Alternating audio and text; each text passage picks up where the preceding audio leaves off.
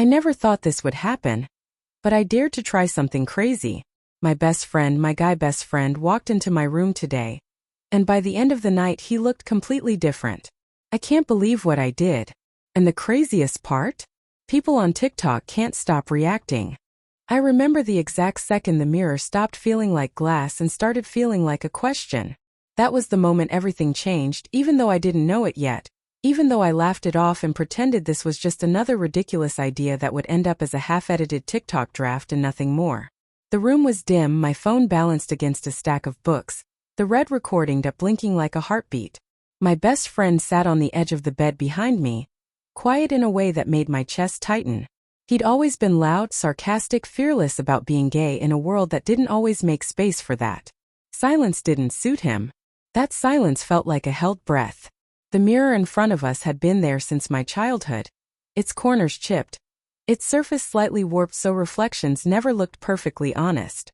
I'd grown up watching myself change in it, haircuts, moods, versions of me that came and went. I didn't realize it was about to become the center of someone else's story too. Are you sure? I asked, trying to sound casual, like this was no bigger than filming a trend or trying on a jacket. My voice came out softer than I expected. He shrugged, but his eyes stayed locked on his own reflection. I don't know, he said, but I keep thinking about it. And I trust you. Trust. That word landed heavier than any filter or outfit ever could. This wasn't about jokes or clout anymore. This was about a person standing at the edge of something unnamed, asking me to stand there too. The idea had started as a joke, like most dangerous ideas do. A trending sound. A transformation format. People loved before and after stories. Loved watching someone step into a new version of themselves in 30 seconds or less. What if we did one? I'd said, half laughing. But like different? He'd smiled then, a slow, thoughtful smile that didn't reach his eyes. He didn't say yes right away. He didn't say no either. Now here we were. I reached for the old scarf on the chair.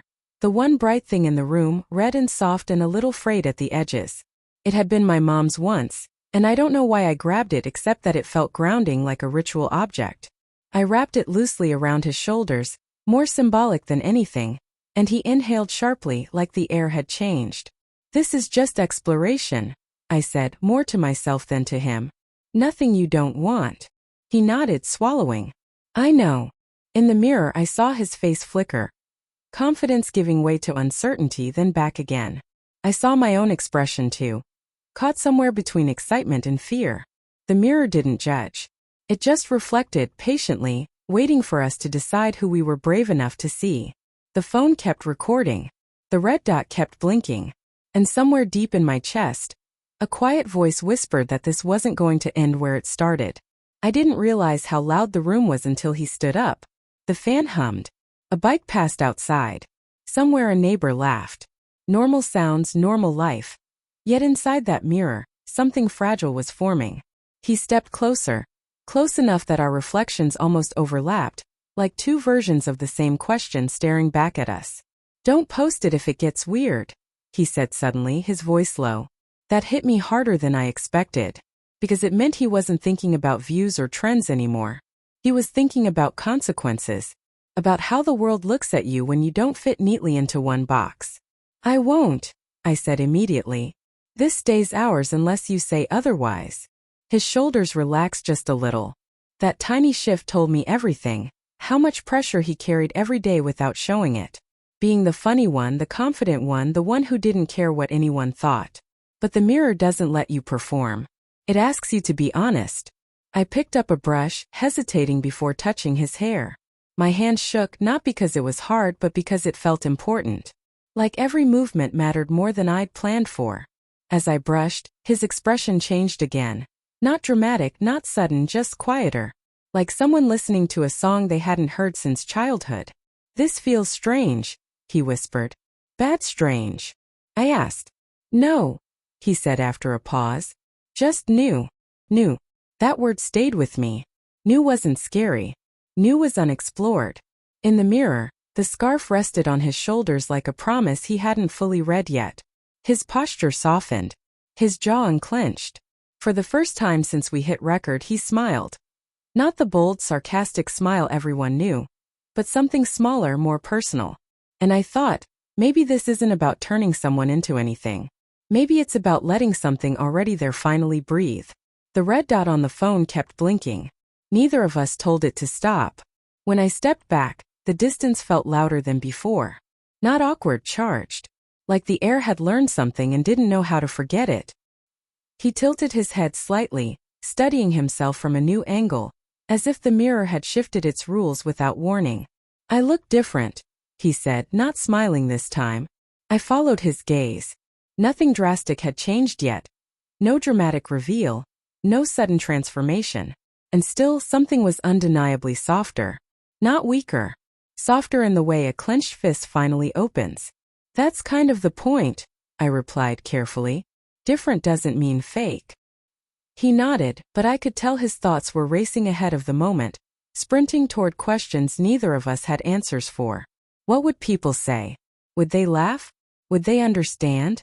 Would he still recognize himself once the video ended and the mirror went dark? I reached for a simple top from the chair. Nothing flashy, nothing meant to shock. Just fabric. Just color. When he took it from my hands, his fingers trembled for half a second before steadying. What if I like it? He asked quietly. The question wasn't about clothes. We both knew that. Then you like it, I said. That's allowed. He exhaled long and slow like he'd been holding that breath for years. As he changed, he turned his back to the mirror at first, like he needed a moment before facing himself again. When he finally turned around, our eyes met through the glass. The mirror reflected someone caught between worlds. Old confidence cracking open to make room for something more honest. His expression wasn't joy or fear exactly. It was recognition. And that's when I realized the mirror had become more than an object. It was a witness. Outside, the world kept moving. Inside, something paused, right at the edge of becoming. He didn't step away from the mirror this time. He leaned closer, like if he moved too fast the reflection might disappear. I saw his eyebrows knit together, not in confusion but in concentration, like he was memorizing details. The slope of his shoulders. The way the fabric rested. The way his eyes looked softer, almost surprised by themselves. I've never looked at myself like this, he said. I knew exactly what he meant. Most people glance at mirrors. Few actually see themselves. This was seeing. I reached over and adjusted the scarf slightly, careful, slow. The red fabric shifted, catching the light differently now. It felt like our symbol, at first just something to wear, now something that meant change. He touched it instinctively, fingers brushing the edge like it might anchor him if he drifted too far. You're really calm about this, he said, finally looking at me instead of himself. I almost laughed. I'm not. I'm just trying not to mess it up. That earned a quiet smile. The kind that doesn't perform for anyone else. The kind that stays. The phone vibrated, low battery warning. A reminder that this moment wasn't infinite. That whatever this was, it existed inside time, not outside it. He noticed too. His posture stiffened, like reality knocking gently on the door. What happens after? He asked. After. That word carried weight. After the video. After the mirror. After the scarf came off. I don't know, I admitted. But we don't have to decide that now. He nodded slowly. Relief and fear passed through his face in quick succession. He took one last long look at himself, then closed his eyes for a second, as if saving the image somewhere private, somewhere safe. When he opened them again, something had settled. Not certainty, but acceptance of uncertainty. And that somehow felt like progress. The next step felt almost ceremonial. I pulled a small makeup kit from the drawer. Just a few essentials, nothing heavy. I hesitated before handing it to him, aware of the power in that simple gesture. You don't have to, I said softly. It's your choice. He took it with a measured hand, studying the compact like it contained more than color, like it held permission. His eyes flicked to the mirror again, and I could see the conflict playing out silently. Curiosity battling hesitation, excitement brushing against fear. Okay, he whispered finally. Let's try. We started small. Lip balm first. Then a touch of concealer.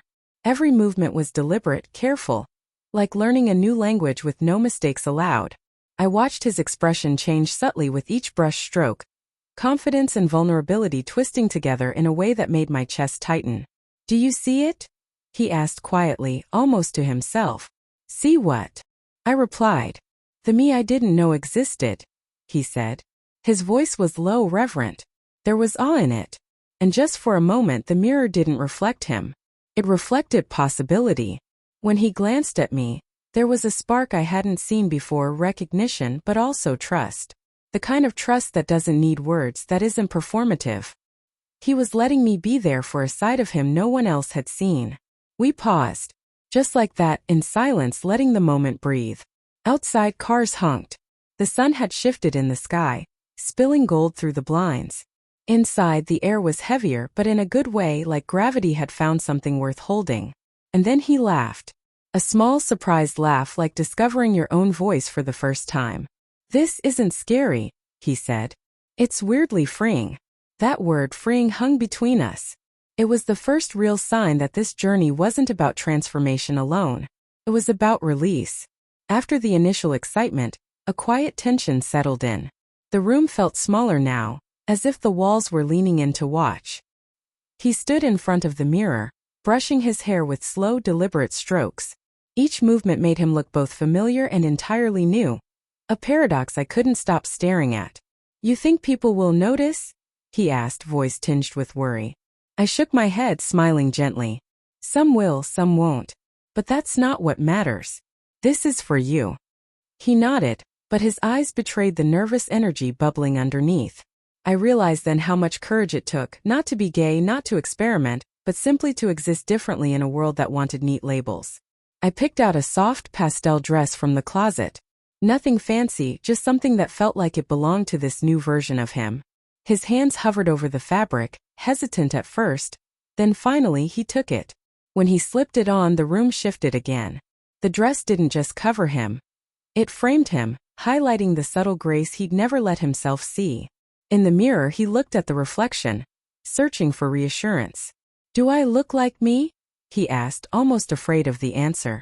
"You look like the you've always been," I said softly. "The part you hide. The part only a few people ever get to see." He exhaled, a long breath that sounded like both relief and fear leaving at once. The scarf was still around his shoulders, red as ever, now a kind of talisman. He touched it absent-mindedly, like grounding himself, before letting it rest again. We didn't speak for a while. I didn't need to. The silence was heavy but comforting. He was seeing himself for the first time in ways I could never fully capture on camera. And in that quiet I realized this wasn't a viral moment anymore. It was something far deeper. Then came the hardest part. His expression shifting from curiosity to doubt. He stared at the mirror like he might lose himself if he looked too long. "What if I can't go back?" he whispered. I felt my stomach tighten. This was more than a joke or a trend. This was identity stretching, reshaping itself in real time. I stepped closer, careful not to crowd him. "You can go back," I said. "Or not. You decide. Nothing about this changes who you are inside." He swallowed hard, his fingers gripping the fabric of the dress. I don't want people to think I'm different in the wrong way." I shook my head. "People will always have opinions. But you? You're allowed to be whoever feels right to you. Right now. Even if it's just for this room, this mirror, this moment." He nodded, but tension lingered, coiling around him like a quiet storm. I could see the internal struggle playing across his face, the fear of judgment, the desire to explore, the longing to just exist freely. I picked up the phone, the red recording dot still blinking steadily. "Do you want me to keep recording?" I asked. He hesitated. "Yeah, think so. But can we make it real? Like not just a trend?" I smiled. "It's already real. You're real." And for the first time, his lips curved into a soft, genuine smile.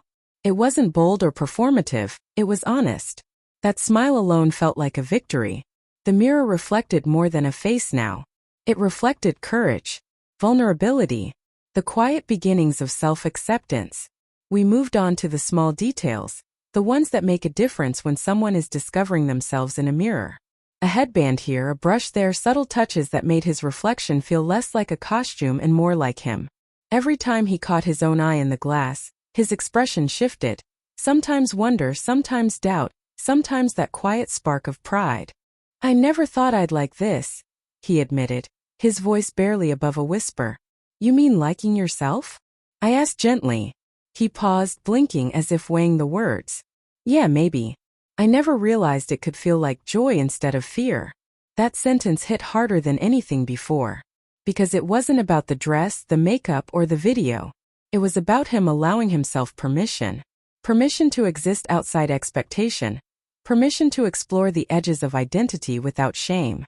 We laughed quietly at small mistakes. Smudges, crooked edges, a scarf that kept slipping. The humor broke the tension, softening the intensity of the moment. But beneath it all, I could feel the pulse of something profound. A turning point that would stay with him long after the camera stopped rolling. The mirror had become our silent witness. Every glance, every touch, every small adjustment was cataloged there. It wasn't just reflection anymore. It was conversation, confession, recognition. At one point, he turned fully to me, eyes wide and earnest. "Will you help me post it?" I hesitated. Not because I didn't want to, but because I knew this step would make it public. "Only if you're ready," I said. He nodded, a slow, determined nod. "I think I am." And in that moment, the quiet room felt electric, like a promise had been made. Not just to the viewers we might reach, but to himself. The next challenge was the editing. The moment where private discovery risked becoming public spectacle. We huddled over my laptop, watching the footage frame by frame. Every hesitation, every smile, every subtle movement of his hands. These were the moments that told the real story, not flashy transitions or trending sounds. He leaned close, peering at the screen, his reflection mirrored in the dark glass of the laptop. "Do you think people will get it?" he asked, almost afraid of the answer. I paused, choosing my words carefully. "Some will. Some won't. But the ones who do, they'll see you. Not just the dress or the makeup, but the courage it took to even try." He exhaled slowly, as if releasing a held breath. "I never thought I'd feel proud like this. Doing something so me, even if it's scary." I nodded, understanding more than I could put into words.